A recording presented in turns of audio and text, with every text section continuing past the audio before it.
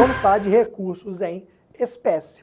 Então vamos aproveitar o resto da aula aqui falando principalmente do recurso ordinário. Vamos aqui falar do nosso recurso ordinário, recurso fundamental, importante aqui pra gente. Vamos aqui, antes, só falar dos embargos de declaração, rapidamente, depois o recurso ordinário, porque tem questões aqui que já foram cobradas. Ó, recurso de embargos de declaração, artigo 897A da CLT. Esse recurso de embargos de declaração do 897A tem algumas peculiaridades que eu sempre gosto de chamar a atenção, pessoal. Primeiro ponto ali é em relação ao próprio cabimento dele. Ó, é normal, quando fala em embargos de declaração, lembrar o quê? Das três hipóteses. Omissão, obscuridade e contradição. Embargo de declaração, omissão, obscuridade e contradição. É normal nós lembrarmos dessas três situações, porque são aquelas que a gente estuda no processo civil. E na faculdade a gente estuda recursos no processo civil antes de processo trabalho. Então a gente já vem do processo civil com aquela ideia, omissão, obscuridade e contradição. Chega no processo do trabalho, o professor fala o seguinte, ó, embargos de declaração, tem 4 hipóteses de cabimento. Aí você, ó, 4? Omissão, obscuridade, contradição. E opa, qual que é a última, a quarta e última hipótese aqui?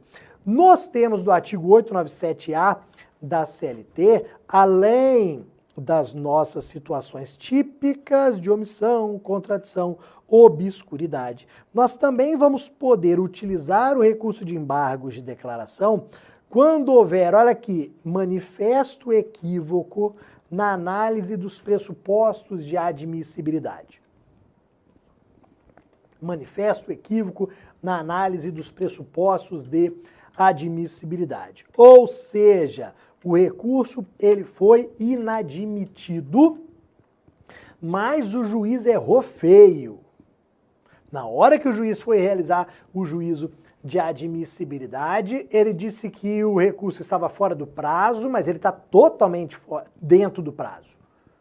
O juiz disse que não tinha preparo, mas está lá o preparo comprovado. Então, não houve simplesmente a inadmissão. Não foi uma inadmissão qualquer. Foi uma inadmissão com o erro grosseiro ali, que nós chamamos de manifesto equívoco. Pô, é um erro, é um equívoco aqui manifesto, que está na cara. Todo mundo vê que houve aquele erro. Essa que é a questão. Então, quando a gente fala manifesto equívoco na análise dos pressupostos de admissibilidade, é porque nós estamos falando o seguinte, ó, tá na cara, todo mundo está percebendo aqui que houve o erro. Ó, o juiz falou que tá fora do prazo. Eu passei para 20 pessoas aqui, todas elas falaram o seguinte, ó, tá dentro do prazo, tá totalmente dentro do prazo. É equívoco manifesto. Diante de um equívoco manifesto, embargos de declaração no prazo de 5 dias. Então, qual que é uma preocupação minha aqui? Vamos tomar bastante cuidado. Uma coisa é a banca dizer que houve a inadmissão de um recurso. A banca vai falar o seguinte, ó, o recurso ordinário foi inadmitido. O que você faz agora? O recurso ordinário foi inadmitido com manifesto equívoco. O que você faz agora? São duas respostas totalmente diferentes. A primeira, quando o recurso foi inadmitido, a resposta do que fazer era o quê? Vou interpor agravo de instrumento. Porque se houve a inadmissão é porque negou o segmento. Eu estudei lá na faculdade que quando nega segmento, eu utilizo o agravo de instrumento. Então, simplesmente disse, ó, negou o segmento, o recurso foi inadmitido, agravo de instrumento. Se disser que houve a inadmissão, mas com manifesto equívoco, aí a resposta é embargos de declaração no prazo de 5 dias, ok? E aí olha o que acontece, meus amigos. O procedimento dos embargos de declaração é muito simples. como que é o procedimento deles? Em 5 dias eu vou apresentar e eles serão julgados, eles serão decididos. Então eu venho, oponho embargos de declaração e eles são decididos. Não tem, numa regra geral, necessidade de intimação para apresentação de contrarrazões. Por que que, na regra geral, eu não preciso ouvir a parte contrária? Simplesmente porque no julgamento dos embargos a gente tende a não ter modificação da decisão. O normal é não ter modificação. Não vou mudar da água para o vinho. Se eu não vou mudar da água para o vinho, não preciso ouvir a parte contrária. Só que, excepcionalmente, a gente acaba sim modificando a decisão. E pode ser da água para o vinho. Pode ser de uma procedência para uma improcedência. Então, pode ocorrer de termos essa mudança, sim. Quando a gente, no julgamento dos embargos de declaração, muda a decisão da água para o vinho, a gente afirma que houve, naquele caso, ali efeito modificativo. O recurso de embargos de declaração tem efeito modificativo. E aí o parágrafo 2º do nosso artigo diz que você, neste caso, tem que intimar para apresentação de contrarrazões. Antes de decidir, antes de julgar, você tem que intimar a parte contrária para apresentação de contrarrazões em 5 dias, sob pena de nulidade.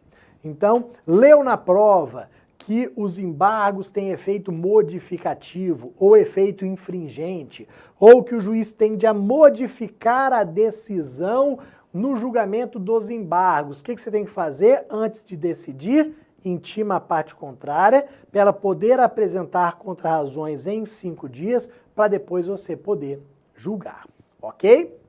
E vejam, a gente sabe que no dia a dia os embargos de declaração, eles acabam sendo utilizados até mesmo sem razão, sem motivo, só para ganhar tempo. Às vezes não tem omissão, não tem obscuridade, não tem contradição, a parte contrária vem lá, o embargo de declaração. Você, putz, não tem vício nenhum.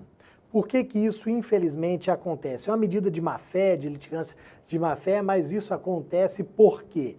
Porque nós vamos lembrar o seguinte: um dos efeitos de utilizar o recurso de embargos de declaração é ter a interrupção do prazo para o próximo recurso.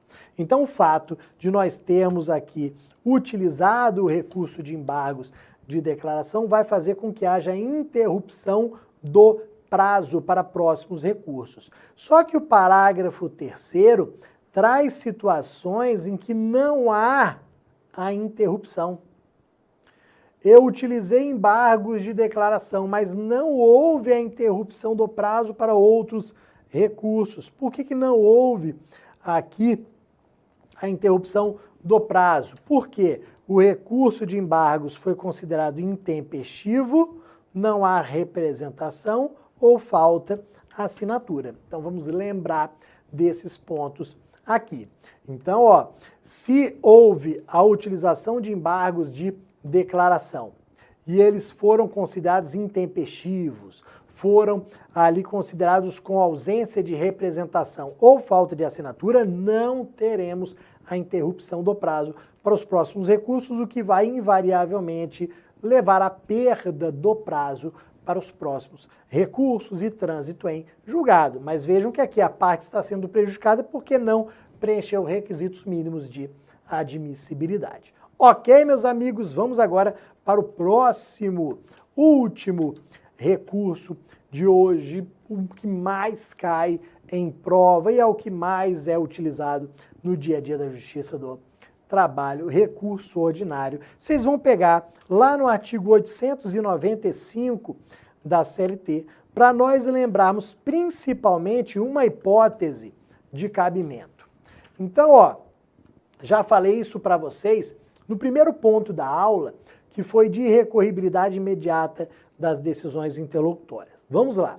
Geralmente, nós lembramos de recurso ordinário falando que em sentença. Ah, o recurso ordinário cabe de que recurso? Sentença. Foi proferida uma sentença, que recurso que eu vou interpor? Recurso ordinário, RO. Então a gente acaba fazendo essa relação, RO, sentença, RO, sentença, sentença, RO. Só que a gente acaba esquecendo, já falei isso para vocês, de decisão interlocutória. E aí o principal para a gente agora, ó, acórdão. Acórdão. Cabe, nos termos do inciso 2º do artigo 895, cabe recurso ordinário de acórdão. Acórdão em processos de competência originária do TRT. Vamos entender isso daqui nessa bela pirâmide. Aqui, essa pirâmide tem vara do trabalho, TRT e TST. Vamos entender, vamos lembrar aqui o que seria ali um processo de competência originária do TRT. Vamos ajuizar uma ação. Quando a gente fala em ajuizar uma ação na Justiça do Trabalho, nós geralmente pensamos o quê? Na vara do trabalho. Primeiro grau de jurisdição. Da mesma forma, quando eu falei ajuizar uma ação lá no cível, eu penso o quê? No primeiro grau, no fórum, eu não penso em TJ, STJ, não. Então aqui eu não penso num primeiro momento em TRT, TST, eu penso em vara do trabalho, ok? Então na maioria das vezes as ações elas são ajuizadas na vara do trabalho. Só que vamos lá, existem ações de competência originária dos tribunais. Ações que são iniciadas desde logo no TRT. São iniciadas desde logo no TST. Então vamos aqui com uma ação de competência originária do TRT. Coloca aqui, ó, ação rescisória. Ajuizei uma ação rescisória. Ação rescisória é de competência do primeiro grau? Não. Não. Ação rescisória é de competência de tribunal. Então vim com ela no TRT. Ela não vai passar pelo primeiro grau, ela não vai passar pela vara do trabalho, ela já vai iniciar no TRT. Como que é o julgamento no TRT? Colegiado. Então essa ação rescisória vai ser decidida por um acórdão. Então o TRT vai proferir um acórdão julgando essa ação rescisória. Do TRT, eu vou poder recorrer para o TST. Deste acórdão que foi proferido, aqui está o acórdão, ó, que foi proferido pelo TRT, eu vou poder interpor recurso para o TST. Qual que é o recurso que eu vou interpor para o TST? RO. Toma muito cuidado com isso. Por quê? Quais são as duas manias que nós temos?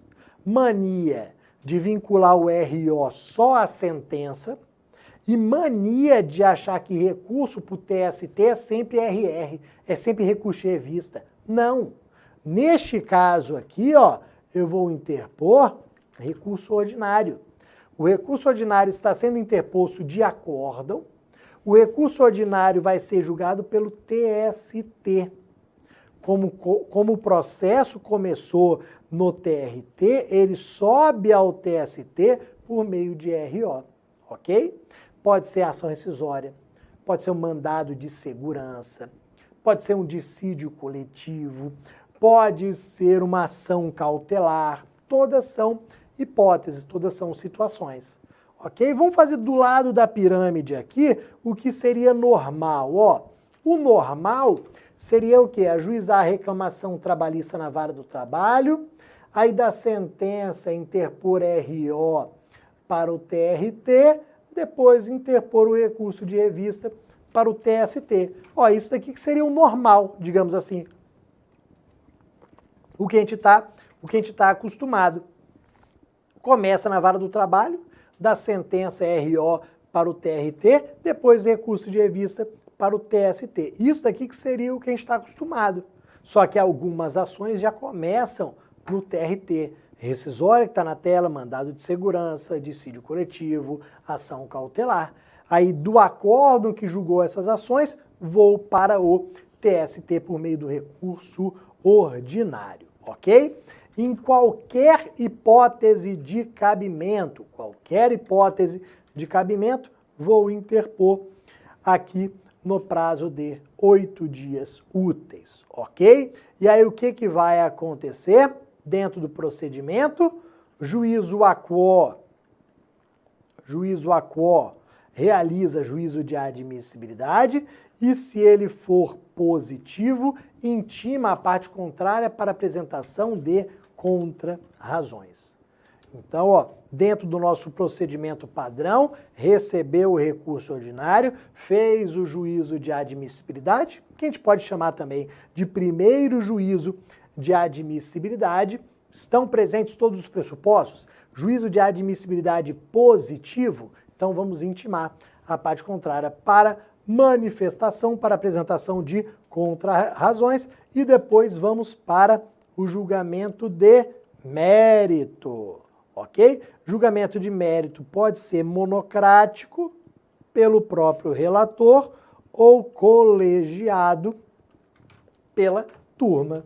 Então a gente sabe que, regra geral, os recursos são julgados por um colegiado, você tem ali um acordo, mas excepcionalmente pode ser também julgado de forma monocrática. Podemos ser o julgamento monocrático ou julgamento colegiado. Vamos tomar bastante cuidado nessa hipótese de cabimento do acordo que eu acabei de passar para vocês, porque vocês vão ver que isso já foi cobrado em prova. Vamos lá ver aqui as cobranças em prova. Temos aqui a nossa primeira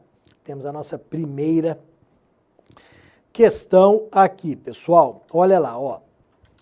Vilma, vamos ver o que a Vilma fez. Vilma, ela foi dispensada sem justa causa e recebeu indenização correspondente do ex-empregador. Ela, no entanto, alega ter direito a uma equiparação salarial com um colega que realizava as mesmas atividades. Em razão disso, Vilma procurou você como advogado e com a sua assessoria dá início a um acordo extrajudicial com seu ex-empregador. Coloquei para vocês porque é uma questão recente e trata também de um tema recente que é a homologação de acordo extrajudicial que foi inserido na CLT pela reforma trabalhista. Vamos tomar um cuidado danado aqui com essa questão, ok? Então foi dado início aqui a as tratativas de um acordo extrajudicial. O acordo ele foi materializado em documento, especificando o valor e a identificação da parcela, sendo assinado pelas partes e seus respectivos advogados e levado à Justiça do Trabalho para homologação. Contudo, a juíza do caso nega-se a homologar o acordo, argumentando que ele seria lesivo à trabalhadora, proferindo decisão nesse sentido. Então, olha aqui a pegadinha. Negou a homologação do acordo. Pode negar a homologação? Pode. Súmula 418 do TST diz que é uma faculdade a homologação que não é obrigatório. E aí proferiu decisão nesse sentido. Que decisão é isso? É essa daqui. Esse é o ponto principal. Identificar que decisão é essa. É uma sentença. Vamos anotar aqui, ó. A decisão nesse sentido é uma sentença. Então, ó, diante disso e de acordo com a norma legal, assinale a opção que indica a medida processual adequada para buscar a reforma da decisão proferida. É uma sentença, meus amigos, porque é um acordo extrajudicial. Se fosse um acordo judicial, um acordo numa ação trabalhista seria diferente. Mas como é um acordo extrajudicial, ele começa com o único intuito de ser homologado ou não. Se ele foi homologado, sentença terminando. Se ele não foi homologado, como é o caso aqui, sentença terminando também. Quando o juiz do trabalho não homologa o acordo extrajudicial, acaba o procedimento. Ele não continua. Por isso que não é uma decisão interlocutória, por isso que é uma sentença. É uma sentença que pôs fim àquele procedimento dizendo o seguinte, ó, não homologo, ponto. Ó, por isso que sendo uma sentença, vai caber recurso ordinário. Olha o perigo da primeira, não há medida por ser decisão interlocutória. Não é uma decisão interlocutória. até seria uma decisão interlocutória se fosse um acordo judicial, um acordo numa ação trabalhista. Não é o caso, é acordo extrajudicial. Olha que bela pegadinha aqui pra gente, tem que tomar bastante cuidado. Então, recurso ordinário. Ok, meus amigos? Vamos aqui para mais duas questões. Temos duas questões que vocês vão ver que são bem parecidas e que tratam daquela questão ali do acórdão, do cabimento do recurso ordinário no acórdão, daquelas ações de competência originária do TRT. Então vamos lá, ó. 31º, exame de ordem, então recente também. Em setembro de 2019, durante a audiência de um caso que envolvia apenas pedido de adicional de insalubridade, o juiz do trabalho determinou a realização de uma perícia e que a reclamada antecipasse os honorários periciais. Não pode antecipar honorários periciais. A gente sabe, tem OJ, já tinha OJ, a reforma trabalhista disse, não pode antecipar honorários periciais. Então, ó, diante dessa situação inconformada com essa decisão, a sociedade empresária impetrou um mandado de segurança contra esse ato judicial, mas o TRT, em decisão colegiada, não concedeu a segurança. Ó, com isso aqui a gente mata tudo.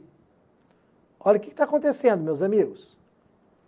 Vara do Trabalho, TRT, TST. Ajuizei uma reclamação trabalhista aqui, a minha RT aqui. O juiz vem e profere essa decisão absurda, mandando antecipar os honorários. Eu falei, nada disso, decisão ilegal. Vou impetrar mandado de segurança. Esse mandado de segurança vai para onde? Ó, vou ficar até na tela aqui. Ele vem para aqui, ó. O mandado de segurança, ele é de competência originária do TRT. Opa! Se é de competência originária do TRT, ele já começa perante o TRT, então ele só tem o TST depois, se a decisão for contrária. E olha um detalhe importante que eu vou destacar aqui para vocês. Ó, o TRT em decisão colegiada. O que é decisão colegiada? Acórdão. Não concedeu a segurança. Então eu tenho um acórdão do TRT aqui. Eu tenho um acórdão do TRT no julgamento deste mandado de segurança. O que eu vou fazer agora? Ó, caso a sociedade pretenda recorrer dessa decisão, assinale a opção que indica a medida recursal da qual deverá se valer. O que eu vou fazer? Ó, recurso ordinário, RO para o TST, recurso ordinário. Muita gente errou na época porque ficou ligando o recurso ordinário à sentença. Não, mas não é uma sentença, então não é RO. Ou então muita gente colocou recurso de revista porque pensou, é TST, recurso de revista. Não! Você tinha que ver que era um mandado de segurança, de competência originária do TRT, que foi proferido um acórdão e que desse acórdão você vai fazer a interposição de RO, tá bom? Vamos para a nossa última questão da aula. Exame 25. Exame 25, vamos lá, ó. Em determinada vara do trabalho foi proferida uma sentença, que após publicada não foi objeto de recurso por nenhum dos litigantes. Ó, bacana, trânsito em julgado. 15 meses depois, uma das partes ajuizou a ação rescisória perante o TRT. Tá, transitou em julgado, veio a ação rescisória, 15 meses depois, está dentro do prazo de 2 anos da rescisória, tudo bem. Tendo o acórdão julgado improcedente o pedido da rescisória. Ainda inconformada, a parte deseja que o TST aprecie a demanda. Assinar a opção que indica o recurso cabível para o TST. Aí o camarada, recurso de revista para o TST, não. O que nós temos aqui, ó? Da mesma forma. O que foi feito? Ação rescisória perante o TRT. Acórdão vou interpor RO para o TST. Então, ó, há recurso ordinário para o TST. A mesma coisa, meus amigos. Vejam, ó, que na anterior foi mandado de segurança. Agora, rescisória. Vou anotar aqui duas súmulas do TST que trazem exatamente isso. As duas questões foram retiradas de duas súmulas do TST. Anota aí. Súmulas 158, 201 do TST. Então, súmulas 158, 201 do TST.